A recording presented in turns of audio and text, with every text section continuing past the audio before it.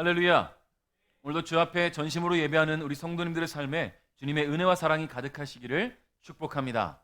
우리 옆에 계신 분께 이렇게 축복하겠습니다. 오늘도 당신에게 하나님의 큰 은혜의 선물이 있기를 축복합니다.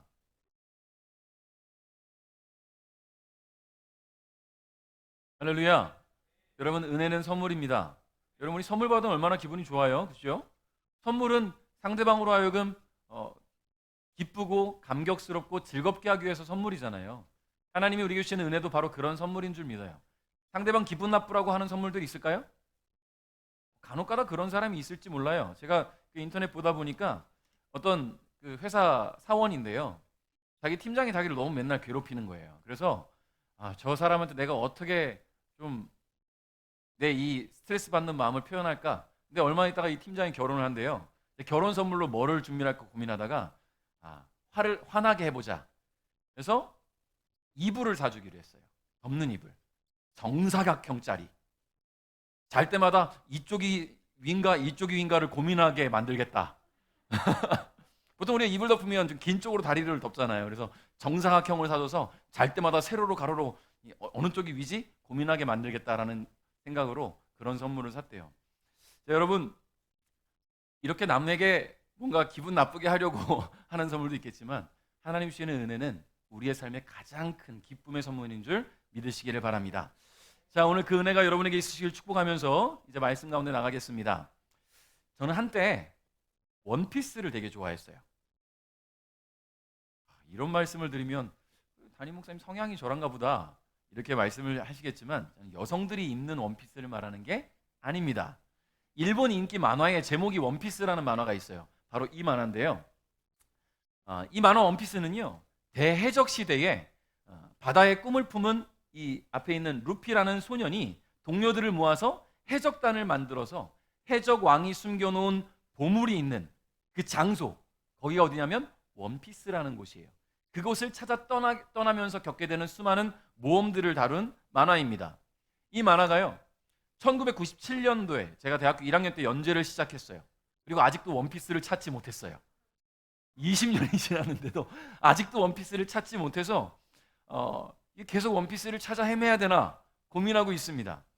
이 만화에는 여러 가지 작가의 상상력들이 담겨 있어요. 여기에는 악마의 열매라는 열매가 있는데요, 이 열매를 찾기 힘든 열매예요. 근데 이 열매를 먹으면 능력을 갖게 되는데 이 주인공 루피라는 소녀는 악마의 열매 중에 고무고무 열매라는 열매를 먹어서 몸이 막 고무처럼 늘어나요.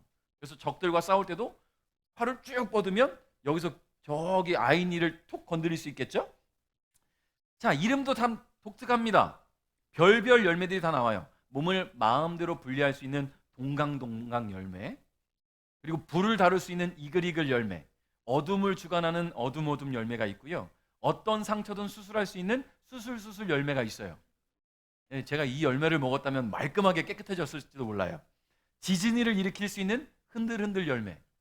이 지진을 흔들흔들 열매를 먹은 그 흰수염 해적단의 대장인 흰수염이라는 사람이 있는데, 이 그냥 아무것도 보이지 않는 허공을 이렇게 잡아서 이렇게 흔드니까 지진이 일어나요.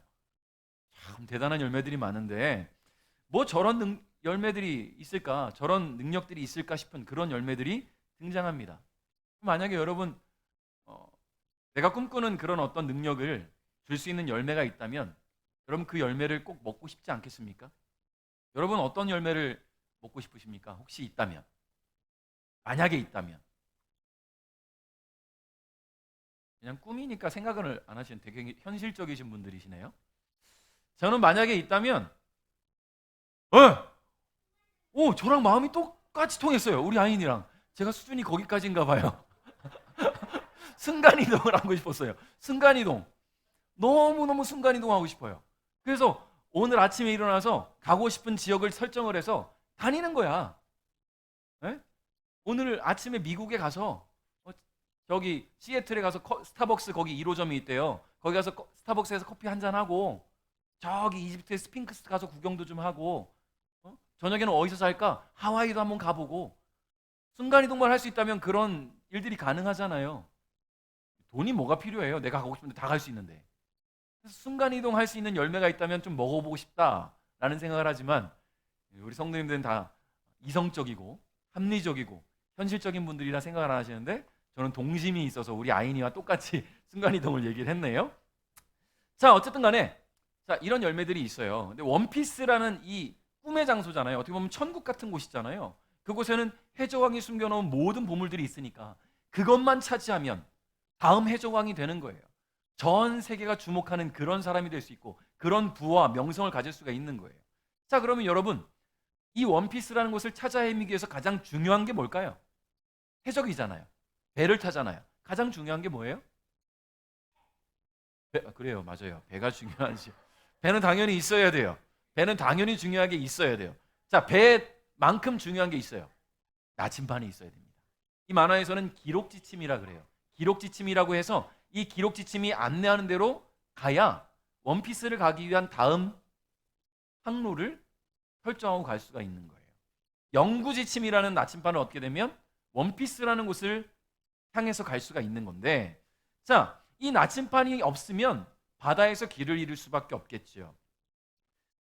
24년이 지난 지금까지도 아직 원피스가 끝나지 않고 있는 이 시점에 초반에 너무 재미있어서 보기 시작했는데 연재가 너무 길어지니까 저도 지쳐서 안 보고 있어요. 그래서 이제 나중에 이 작가도 늙어 죽겠죠. 작가가 죽을 때쯤 원피스가 나오면 그때 도대체 원피스가 어디냐, 어디길래 이렇게 20년이 넘도록 원피스를 찾아 헤매는 모험을 하고 있을까. 그래서 그 원피스가 어딘지만 보고 끝내고 싶어요. 자, 여러분 어때요? 이 작가의 상상력에 의해 만들어진 원피스라는 그 곳, 우리 삶에도 그런 우리가 상상하는 그런 천국 같은 곳들이 있을 거 아닙니까? 꿈의 장소 같은 그런 곳들. 그것을 말한다면 유토피아라고 말할 수 있겠고 천국이라고 말할 수 있겠죠. 근데 여러분, 천국은 어떤 곳이에요? 누구에게나 열려 있지만 아무나 취할 수 없는 곳이 천국이에요. 여러분, 이 원피스라는 곳도요, 전 세계에 있는 많은 해적들이 그 원피스를 찾아 떠났지만 누구에게나 가능성은 열려 있지만 아무나 갈 수 있는 곳이 아니기 때문에 찾기 쉽지 않은 것 아니겠어요? 여러분, 아무에게나 쉽게 드러내지 않는 곳이 천국이에요. 원피스라는 곳이죠. 여러분, 우리가 꿈꾸는 각자가 꿈꾸는 각자의 원피스는 분명히 존재할 겁니다. 행복이라는 간판을 달아놓고 그 행복이라는 간판을 향해서 달려가고 있는 우리의 삶의 원피스들이 있어요. 사람들은 그곳을 찾기 위해서 고통과 수고, 아픔들을 견뎌내면서 최선을 다해 살아갑니다. 행복한 삶을 원해서지요. 여러분, 각자의 삶의 원피스, 지금 제가 계속 원피스라고 말하는 것은 그 원피스는 우리의 삶의 꿈꾸는 천국을 말하고 싶어요. 자, 그 천국을 원한다면 왜 가고 싶을까요? 행복한 삶을 원해서잖아요. 행복하고 싶으니까.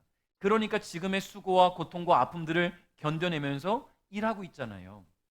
그런데 여러분, 이 원피스를 찾아도 삶의 행복이 온전히 채워질 거라고 누가 보장해 주겠습니까? 보장해 줄 수 없어요. 우리가 살아가고 있는 이 삶에는요, 완전한 행복이 존재하지 않아요. 여러분, 행복하십니까? 여러분, 질문해 볼게요. 행복하십니까? 매일매일 행복하십니까? 24시간 행복하십니까? 365일 행복하십니까? 나는 정말 완벽하게 행복하다고 자신할 수 있는 분 계십니까? 없잖아요. 이쪽이 채워진 듯 하면 반대편이 비워질 때가 있고요. 반대편을 채우고 나면 또 다른 부분이 채워질 수 있어요. 불을 채우고 나니까 건강을 잃을 수 있고요. 건강까지 채우고 나니까 사랑하는 사람이 떠날 수 있어요. 우리가 살아가고 있는 이 삶은요, 모든 것이 완벽할 수도 완전할 수도 채워질 수도 없기 때문입니다. 그래서 우리가 꿈꾸는 이 완벽한 행복은 오직 천국에서만 가능하다는 것을 우리는 기억해야 될 줄 믿어요. 자, 여러분, 그렇다면 천국은 도대체 어떤 곳일까? 우리가 뭐 어렸을 때부터 신앙생활 하신 분들은 어렸을 때부터 들어왔잖아요. 천국과 지옥에 대해서. 뒤늦게 신앙생활 하신 분들도 천국이 어떤 곳이다라고 생각하는 것쯤은 다들 갖고 계세요. 여러분, 불교에서는 천국을, 우리가 말하는 천국을 뭐라고 부릅니까? 극락이라고 부르잖아요. 근데 제가 극락의 사전적 의미를 찾아보니까요, 지극히 안락하여서 아무런 근심이 없는 상태를 극락이라고 해요. 극락. 다시 말해서 지금 아무런 근심과 걱정이 없는 상태라면 그곳이 극락이에요. 그곳이 천국이라는 거예요. 근데 왜 이 삶이 극락이 되지 못하고 천국이 되지 못합니까? 아무런 근심과 걱정이 없지 않아요. 다 걱정과 근심을 갖고 살아가기 때문이겠지요.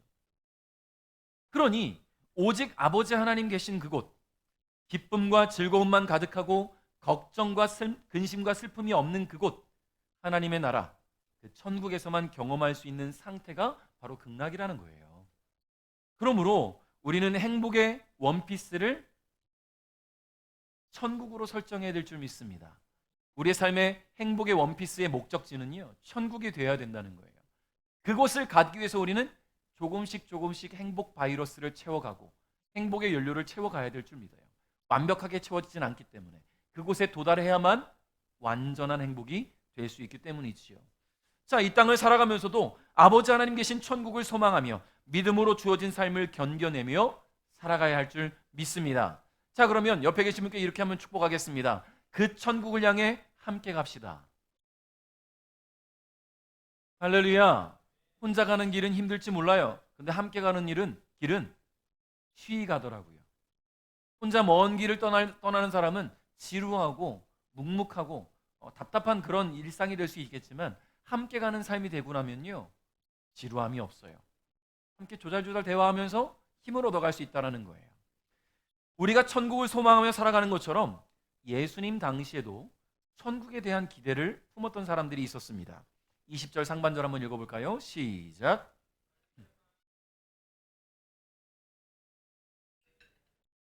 아멘.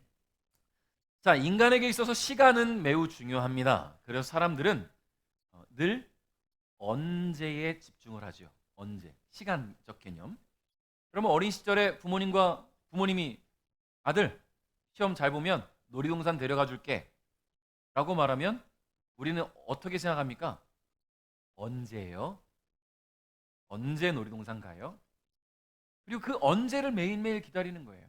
한밤 자면 그 언제가 올까? 두밤 자면 그 언제가 올까? 세밤 자면 그 언제가 올까? 여러분, 시간은 매우 중요하죠. 사랑하는 사람을 만나겠다 약속을 했어요.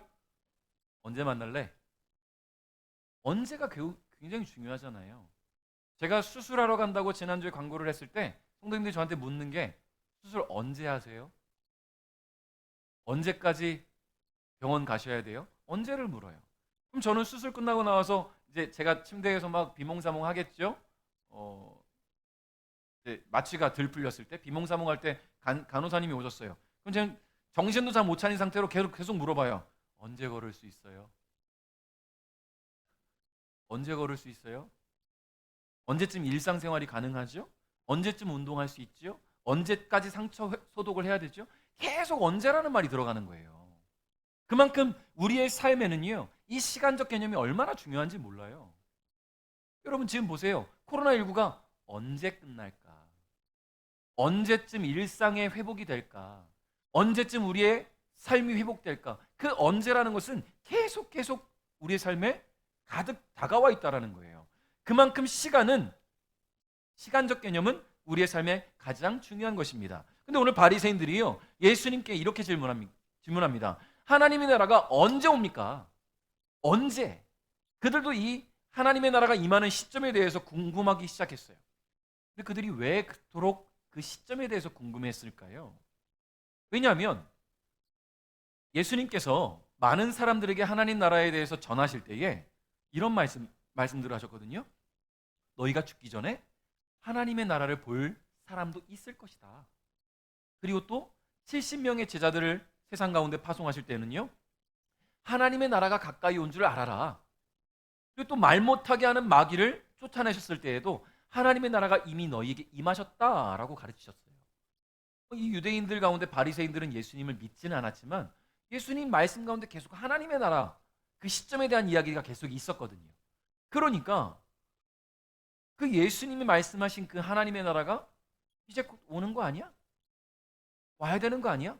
이런 생각들을 갖고 있었던 겁니다. 여러분, 이런 예수님의 말씀이 유대인들에게 전해지고 그 이야기가 바리새인들의 귀에게까지 들려왔어요. 예수님께서 직접 이와 같은 말씀을 전하셨음에도 불구하고 하나님의 나라가 가시적으로 이루어지지 않자 바리새인들은 비아냥거리는 거예요. 예수님께 아까 질문할 때 하나님의 나라가 언제 임합니까? 이런 질문은 그들의 의도를 담아서 질문한다면 도대체 하나님의 나라가 언제쯤 온다는 거예요? 비아냥거린다는 거예요. 비아냥. 아니 당신이 말하고 있는 그 하나님의 나라가 벌써 왔어야 되는 거 아니야? 왜 아직도 오지 않고 있는 거야? 비아냥거리고 있는 표현이라는 거지요. 더욱이 여기에서 그들이 말하는 것에 물었다라는 동사로 쓰이고 있는 에페로테데이스라는 단어가 있어요. 헬라어 단어가.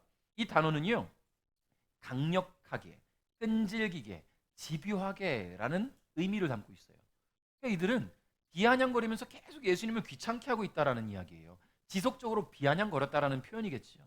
자, 그런데 이에 대해서 예수님이 뭐라고 답하실까? 20절 하반절에 보니까요. 같이 읽어봅시다. 시작. 아멘. 자, 이 바리새인들이 예수님께 하나님의 나라에 대해서 질문했을 때는 언제라는 시간적 개념에 대해서 질문을 했어요.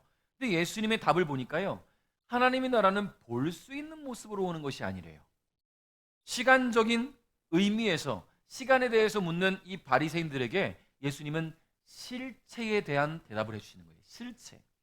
하나님의 나라가 언제 오느냐, 이게 중요한 게 아니라 그곳이 실존하는가에 대해서 너희가 믿느냐, 그게 중요하다라는 이야기지요.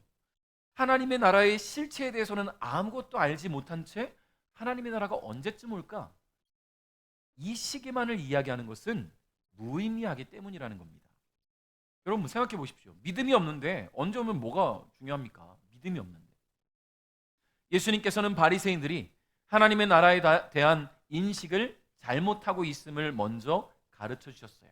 여러분 왜 그러냐면, 유대인들이 생각하는 하나님 나라는 하나님께서 보내신 메시아를 통해 선민 이스라엘 가운데 가시적인 하나님의 나라를 세우시고 죽은 자를 생명으로 다시 일으키시고 땅과 하늘을 새롭게 할 가장 큰 축복의 나라였어요. 다시 말해서 메시아가 오면 이 땅 가운데 하나님의 나라가 세워질 것이다. 그 메시아를 통해서 이 땅 가운데 죽은 영혼들이 살아나서 그 하나님의 나라에서 메시아와 함께 기쁘고 행복하고 즐거운 생활을 하게 될 것이다. 누가요? 자신들이, 유대인들이. 자신들은 택함 받은 백성들이니까. 여러분, 이런 생각에 사로잡혀 있는 이 바리새인들에게 예수님은 자신으로 말미암아 이미 하나님의 나라는 유대인들이 생각하는 것처럼 눈으로 확인된 세상적인 나라가 아니라는 말씀을 하고 계신 거예요. 볼 수 있는 나라가 아니다. 여러분 생각해 보세요. 제가 전에도 얘기했지만 아주 오래전에 시한부 종말론을 믿었던 다미손 교회 기억하시는 분들 분명히 계시잖아요. 그들 역시 언제에 집중했었거든요. 그들이 집중했던 그 언제가 언제였습니까? 1992년 10월 28일. 저는 이게 잊혀지지가 않아요. 제가 중학교 2학년 때였거든요. 92년 10월 28일이. 교주 이장림 목사가 선포한 그 1992년 10월 28일 그 기한을 두고 그날을 기다리던 사람들, 자신들은 그날 휴거 당할 거라고 생각했어요. 휴거가 뭡니까? 예수님 다시 오실 때 믿음 있는 사람들은 천국으로 들려 올라가는 거예요. 그걸 휴거라고 해요. 그래서 자신들은 천국에 갈 것이라 믿었고요. 자신의 모든 것을 다 교회에 다 갖다 바치기 시작했어요. 밤새 기도합니다. 시세진들이 그 다음 날까지 아침에 뉴스를 방영하고 있었어요. 라이브로. 그리고 수많은 사람들이 구경하고 있었어요. 진짜 그들이 천국 갈 것이냐. 밤새 찬양 소리가 들리고 기도 소리가 들려요. 근데 그 다음 날 24시간이 지나서 그들이 터덜터덜 걸어 나오는 모습이 뉴스에 나왔어요. 휴거가 없었다는 것이죠. 휴거가 없었다는 것은 예수님이 오시지 않았다는 거예요. 사람의 생각으로 지어진 언제는 하나님의 개념과 전혀 달랐다라는 거예요. 여러분 생각해 보세요. 92년 10월 28일에 예수님 오시는 거였으면 재산을 왜 교회에 갖다 바칩니까? 다 휴거될 건데. 그죠? 사회에 환원하고 가지. 왜 교회에 바쳐요? 다 이장님 목사 주머니 들어가게. 그럴 필요 없잖아요. 이장님 목사도 같이 가야 되는데. 여러분 어때요? 천국을 소망하며 기다리는 우리는 언제라는 이 시간적 개념에 집중해서는 안 됩니다. 언제 우리가 천국 갈까? 여러분 그것 중요하게 생각하지 마십시오. 천국을 향해 나아가는 우리는 시간의 나침반을 이제 버려야 됩니다. 그것은 우리에게 나침반이 될 수 없어요. 하나님의 나라, 실존하는 천국을 기대하며 소망하며 품는 믿음이 필요하다라는 거예요. 천국이 분명히 존재한다는 것을 확신하며 살아가는 믿음이 필요한다는 것입니다. 그런 믿음 있는 자들에게 여러분 천국은 지금 당장 주어진다는 것을 여러분 기억하시기를 바라요. 여러분 2014년에 미국 버지니아 주에 있는 한 사람이 있었어요. 예리미야 히튼이라는 사람이에요. 예리미야 히튼. 들어본 적이 있으십니까? 유명한 사람이 아니니까 들어본 적 없을 거예요. 예리미야 히튼. 자, 이 사람이 왜 유명세를 한번 탔었냐면 이 사람에게는 3명의 아이가 있었는데 그 중에 막내 딸이 소원이 있었어요. 막내 딸이 소원이 있었어요. 우리 아이리는 소원이 있어요? 소원이 뭐예요? 예? 소방관 되는 것. 예, 저렇게 아이들에게 소원이 있냐고 물어보면 장래 희망을 말하잖아요. 꿈. 저도 어렸을 때 소원이 뭐예요? 그러면 목사님 되는 게 꿈이라고 했는데 왜 그랬을까요? 도대체 이 힘든 길을. 자, 어쨌든 간에 여러분 소원이 있었어요. 그 소원이 뭐냐면 공주가 되는 거예요. 자, 소방관이 되는 거는 실현 가능하잖아요. 근데 일반인 가정에서 공주가 되는 게 소원이 이루어지기 쉽지 않잖아요. 쉽지 않은 게 아니라 불가능하잖아요. 소원이 공주라는 것은. 그냥 말로만 그래 너는 우리 집안의 공주야. 이건 이 아이 마음에 들지 않아요. 진짜 공주가 되고 싶은 거예요. 그래서 이 아빠가 내 딸을 공주로 만들어줘야 되겠다. 계획을 세웁니다. 아빠가. 그리고는 국제법 변호사를 찾아가서 내가 국가를 세우고 싶습니다. 그냥 버지니아 주에 살고 있는 한 사람이에요. 그냥 일반인이. 내가 국가를 세우고 싶습니다. 어떻게 해야 됩니까? 그랬더니 전 세계 각지에 혹시 소유권이 주장되지 않는 무주지를 찾아서 그곳에 먼저 소유권을 주장하면 당신의 땅이 될 수 있습니다. 그럼 그곳에 국가를 세울 수 있겠지요. 이 아빠는 딸의 소원을 들어주기 위해 전 세계 각지를 다니기 시작해요. 그러다가 중동의 사막지대로 갑니다. 그곳에서 이집트와 수단의 국경 지역에서 무주지를 찾아내요. 서로 소유권을 주장하지 않고 있는 아무 나라의 소유도 들어가 있지 않은 무주지를 찾아내서 거기에다가 깃발을 꽂습니다. 그리고는 북수단 왕국을 만들어요. 북수단 왕국을 만들어요. 초소형 국가를 만든 거예요. 국민은 5명. 아빠가 왕, 엄마가 왕비, 아이들은 왕자와 공주. 그리고는 실제로 딸에게 공주 자귀를 주고 왕관을 씌워줘요. 눈에 보이는 나라를 만들었다라는 거예요. 전 세계가 인정하든 어쨌든 간에 법상으로는 국제법상으로는 나라가 만들어진 거예요. 무주지에 세웠기 때문에. 깃발도 실제로 만들었어요. 나라의 국기를 만든 거예요. 여러분, 이처럼 나라는요, 눈으로 확인할 수 있지요. 보여지는 게 나라예요. 물론 지금 우리가 살고 있는 이 대한민국이 눈에 보이지 않지만 가시적인 효과를 주잖아요. 대한민국이나 나라는. 여러분, 공간적 개념이 분명히 있어야 나라가 성립이 된다는 이야기입니다. 눈으로 확인이 될 수 있어야 되고요. 지도에 그려질 수 있어야 나라라 말할 수 있어요. 그런데 여러분, 하나님의 나라에 대해서는요, 공간적 개념을 버리라고 말씀하세요. 하나님의 나라는 21절 한번 읽어보겠습니다. 시작.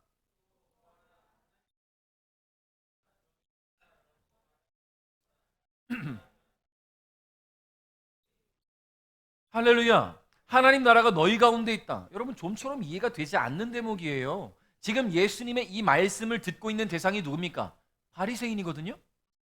그럼 예수님이 지금 자신을 적대시하는 이 바리새인들에게 하나님의 나라가 너희에게 있다. 이건 좀 좀처럼 이해가 되지 않아요. 근데 그 다음에 예수님께서 뭐라고 말씀하시냐면 제자들에게 이렇게 말씀하세요. 너희가 인자의 날을 단 하루만이라도 보고 싶어 해도 보지 못할 때가 올 것이다. 또 사람들이 보라 여기 있다 저기 있다 하여도 너희는 그들을 따라 나서거나 찾지 마라. 이렇게 말씀하신 것을 볼 때에 예수님께서 지금 너희라고 지칭하신 것은 바리새인들을 지칭하고 제자들을 지칭하는 것이 아니라 바로 이 땅, 이 세상을 의미하는 겁니다. 이 세상을 의미하는 것이라는 거예요.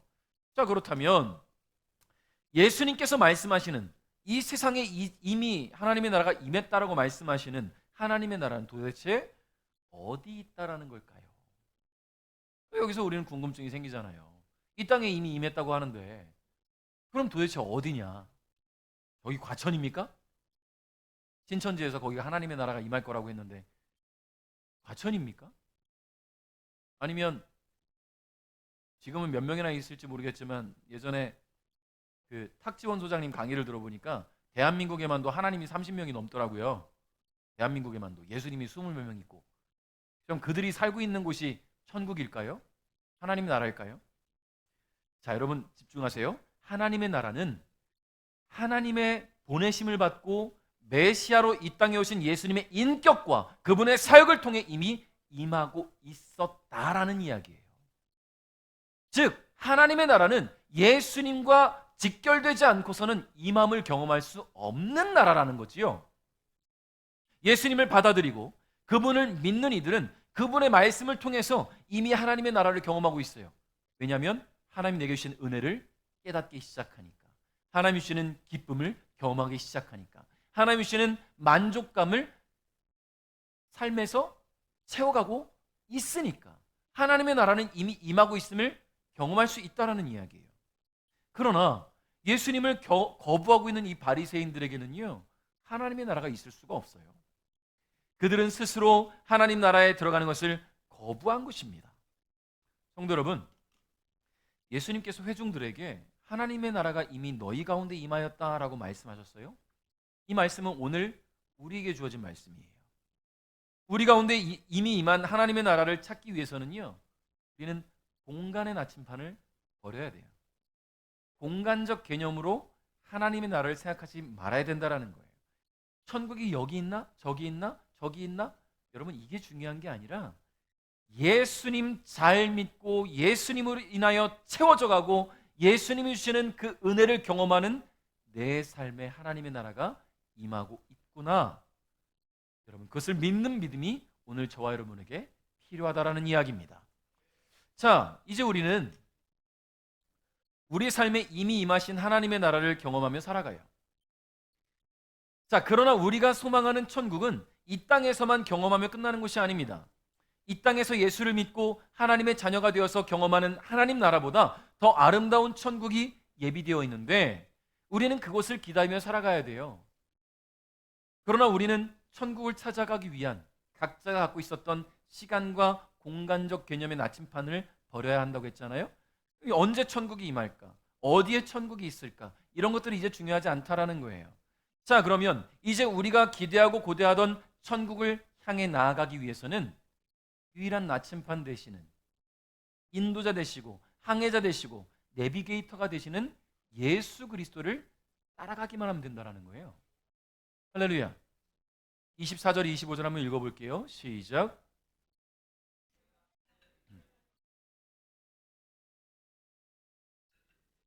인자도 자기의 날에 그와 같을 것이다. 그러나 인자가 먼저 많은 고난을 당하고 이 세대 사람들에게 배척을 받아야 한다. 아멘. 자, 예수님은 재림의 날 당신의 백성들을 천국으로 인도하시기 위해서 다시 오는 그날 어떤 현상이 일어날 것인지에 대해서 말씀을 해주셨어요. 번개가 이쪽에서 번쩍하면 그쪽에서만 볼 수 있나요? 아니에요. 반대편에서 보여요. 번개라는 것은 말이죠. 이와 같이 예수님께서 다시 오시는 그날 전광석화와 같이 나타나실 때 전 세계에서 예수님을 목격하게 될 것입니다. 예수님은 시간과 공간을 초월하여 모든 사람이 동시에 목격하는 가운데 오실 거라는 거예요. 그런데 여러분, 이와 같은 예수님의 재림이 있기 전에 지금 예수님 말씀하시는 것처럼 고난이 있었어요.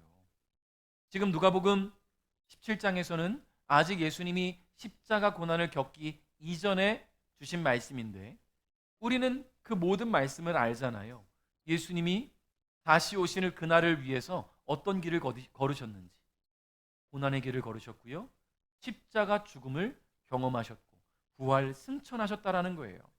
하나님의 아들이시며 하나님께서 보내신 메시아였지만 그분을 통해 하나님의 나라가 이 땅 가운데 임하고 있었지만 예수님은 사람들에게 배척받으셔야만 했어요. 그리고 고난을 당하셔야만 했다라는 거예요. 예수님께서 고난당하시고 십자가에 못 박혀 죽는 것을 볼 때에 저렇게 연약한 사람이 어떻게 메시아야? 라는 생각들을 수많은 사람들이 했어요.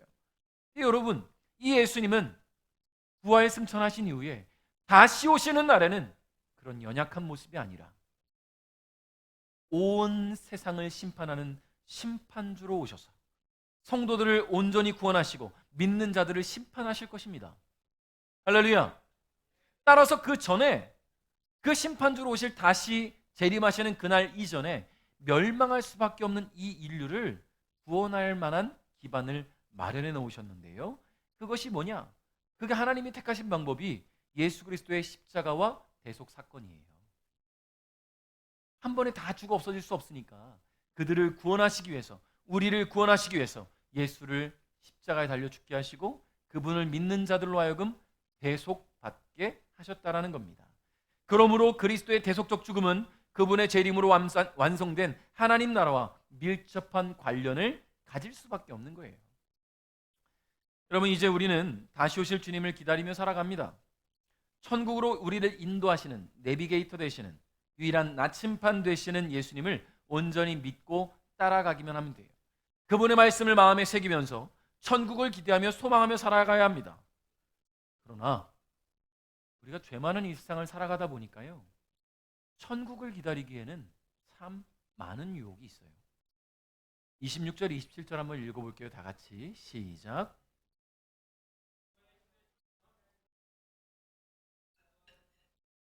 노아가 배에 들어가는 날까지 사람들은 먹고 마시며 장가가고 시집을 갔다. 그러다가 홍수가 나서 그들을 모두 멸망시켰다. 아멘. 노아가 하나님의 명령으로 산 위에 방주를 지었어요. 그럴 때 사람들의 반응이 어땠습니까? 사람들은 그 노아에게 손가락질했어요. 비난을 했어요. 그들은 하나님의 경고의 메시지가 귀에 들어오지 않았고 그 멸망의 그림자보다 먹고 마시며 즐기는 삶이 더 중요했다라는 이야기예요.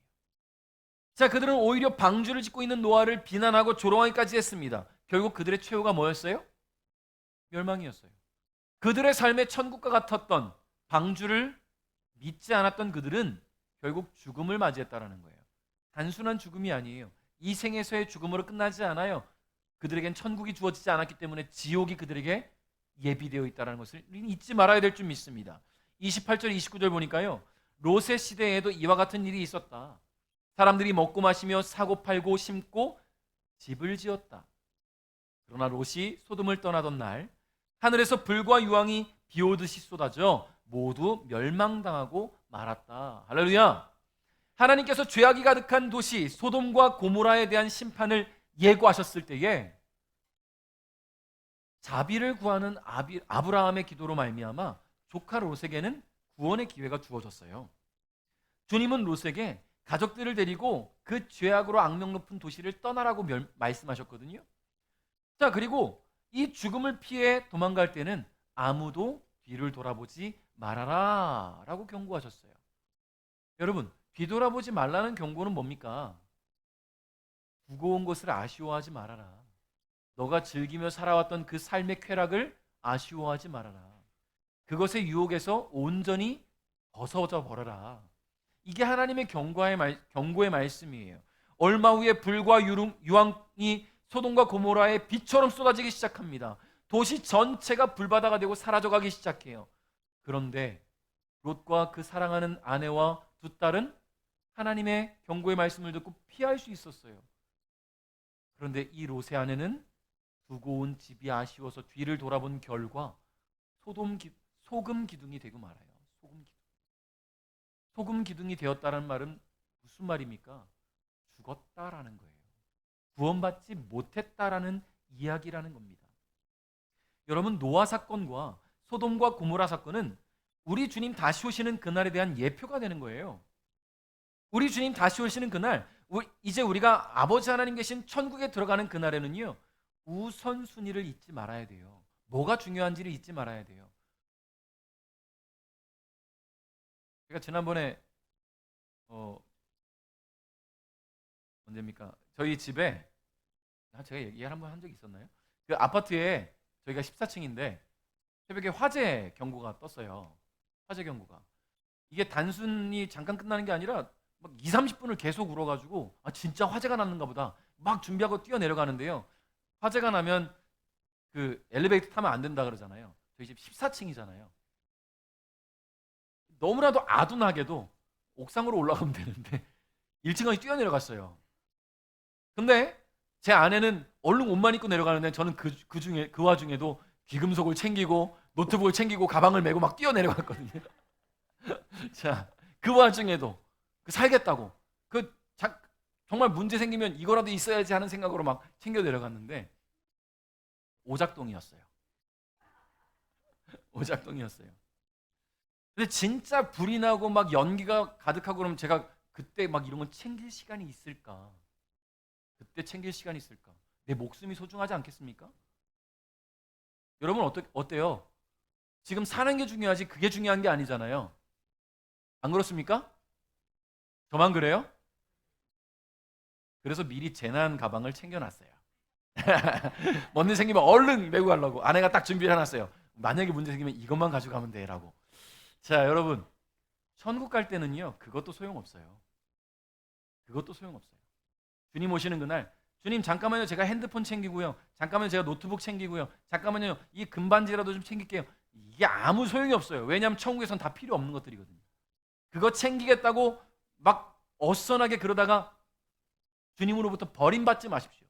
그러니까 우리가 지금 집중해야 되는 것은 나의 물질적인 것이 아니라 나의 사랑하는 사람들, 천국 갈 때 내가 사랑하는 사람이니까 이 사람 데려가고 싶어요. 안 돼요. 그것도 오직 예수님과 다 1대1의 관계로만 구원이 이루어지기 때문입니다. 여러분 지금 예수님 다시 오신다면 우리 모두 구원받을 수 있어요. 할렐루야. 우리는 유일하신 나침반 되신 예수님을 믿고 있으니까, 따르고 있으니까. 그런데 내 사랑하는 가족 안 믿고 있다면 그에겐 그 기회가 없어요. 잠깐만요 예수님, 내 사랑하는 친구 좀 데려갈게요, 내 아들 좀 데려갈게요, 내 부모님 좀 데려갈게요. 아니요 여러분, 못 데려가요. 여러분 데려가고 싶으시면 지금부터 그를 위해서 기도하시고 그에게 복음을 전하십시오. 하나님과 예수님과 그가 1대1의 관계를 맺을 수 있도록 지금부터 하셔야 돼요. 갑자기 예수님 오시면 그때 가서는 우린 못 데려가요. 얼마나 안타까운 일입니까? 얼마나 안타까운 일이에요. 내 사랑하는 딸을 놓고 가야 돼. 천국 갈 때. 내 사랑하는 부모님을 놓고 가야 돼. 여러분 아직 먼 얘기 같으니까 지금 뭐 우리가 집중하지 않고 막 복음 전하지 않고 그러겠죠? 여러분 근데 집에 불 나는 거 일순간이더라고요. 화재 경보기 울리니까 진짜 불난 것처럼 막 뛰어내려갔다니까요. 여러분 우리 죽음도 언제 어떻게 일어날지 모르는데 주님 오시는 그날 잠시만요라고 말할 수 없어요. 왜냐하면 아까 말씀드렸잖아요. 주님 다시 오시는 그날 전광석화처럼 오세요. 잠깐이 없어요. 믿는 자들은 그대로 구원이에요. 믿지 않는 자들에게는 천국이 주어지지 않아요. 33절 한번 읽어볼까요? 시작. 누구든지 자기의 생명을 지키려고 하는 사람은 잃을 것이다. 그러나 자기 생명을 버리는 사람은 얻을 것이다. 할렐루야. 홍수 심판에 대한 경고를 듣고도 먹고 사는 문제에 집중했던 사람들, 불과 유황의 심판에 대한 경고를 듣고도 뒤를 돌아봐서 소금 기둥이 된 롯의 아내, 그들은 삶의 우선순위가 이 세상에 있었어요. 결국 멸망을 피할 수 없었지요. 재물을 쫓는 것으로, 사람들과의 관계로 정의되는 이 세속적인 삶은요, 영원한 죽음에 이르게 될 것입니다. 그러므로 우리는 재물에 마음을 두지 말아야 됩니다. 천국으로 인도하시는 내비게이터 예수님만 집중하며 따라가야 될 줄 믿어요. 그분을 따르는 삶 속에서 하나님 나라를 미리 경험하게 되는 주님의 자녀들은요, 주님 다시 오시는 그날 기대할 거예요. 왜냐하면 이미 삶 속에서 경험하고 있으니까. 예수님 만나서 내가 얼마나 행복한지, 얼마나 기쁜지 경험하고 있으니까. 그럼 천국 가면 더 기쁘고 행복하고 너무나 완벽해질 거라는 그런 기대감이 있으니까요. 그 아름다운 우리를 위해 예비된 그 천국에서 우리는 너무나도 그립고 그립던 하나님과 예수님을 만나게 될 것입니다. 자, 우리 마지막으로 34절, 35절 읽고 말씀을 맺겠습니다. 내가 너희에게 말한다. 그날에 두 사람이 한 자리에 누워 있을 것이나 하나는 데려가고 하나는 남겨둘 것이다. 두 여자가 같은 곳에서 함께 맷돌을 갈고 있을 것이나 하나는 데려가고 하나는 남겨지게 될 것이다. 아멘. 할렐루야. 여러분, 우리가 그토록 갈망하고 소망하는 천국은 이미 우리 삶 가운데 와 있어요. 예수님을 믿고 따르는 우리의 삶 가운데 하나님의 나라가 이미 임하였음을 의심하지 마십시오. 그런 이들이 하나님의 자녀이고요, 그런 이들이 천국 시민의 자격을 얻을 수 있는 거예요. 여러분, 예수님 말씀처럼 우리 주님 다시 오시는 그날 두 사람이 함께 누워 자고 있다가 한 사람만 올라간대요. 한 사람은 구원받고 한 사람은 구원의 기회를 놓쳐요. 그게 우리의 가족일 수 있고 우리의 친구일 수 있어요. 여러분, 두 여자가 함께 맷돌을 갈다가 한 여자는 천국으로 가는 거예요. 맷돌 손잡이를 쥔 채 가요. 그럼 반대편에 있는 여자가 맷돌에 손잡이가 없는 그 맷돌을 보면서 어이가 없네? 할지 몰라요. 왜 같이 맷돌을 갈았는데 나는 구원을 못 받아? 어이가 없다고 말해도 어쩔 수가 없어요. 왜냐하면 구원은 예수님과 우리의 1대1의 관계에서 성립돼요. 유일한 나침반 되시는 예수님을 온전히 믿고 따르지 못하다면 구원은 우리에게 주어지지 않아요. 그러니까 우리는 버려야 합니다. 우리가 지금껏 삶의 나침반으로 삼아왔던 것들, 우리가 꿈의 천국이라 믿어왔던 각자의 원피스를 찾기 위해서 여지까지 노력해왔던 그 시간과 공간과 물질과 사람들, 여러분 이것들을 온전히 내려놓으십시오. 여러분, 버리라는 표현이 아예 소용이 없다라는 게 아니에요. 물론 이 땅에 살아가면서 필요한 것들이에요. 그러나 천국을 위해서는 필요한 것이 아니에요. 그러니 무엇이 우선순위가 되어야 되는지, 무엇이 중요한지를 여러분 꼭 기억하시기를 바란다는 말씀입니다. 사랑하는 성도 여러분, 결국 우리는 구원을 위한 삶의 기준으로 삼아왔던 모든 것들, 내가 천국 가겠다고, 유토피아를 찾겠다고, 행복해지겠다고 삼아왔던 그 모든 나침판들을 모두 내려놓고 이제 오직 한 길, 우리를 천국으로 인도하시는 예수 그리스도의 인도하심에 따라 하나님의 자녀로 인정받는 삶을 살아야 될 줄 믿습니다. 그래서 주님과 마주하는 그날 너무나 보고 싶었던 우리 아버지 하나님 품에 안겨서 기쁨과 감격의 예배와 찬양을 나누는 저와 여러분 될 수 있기를 주님의 이름으로 축복합니다.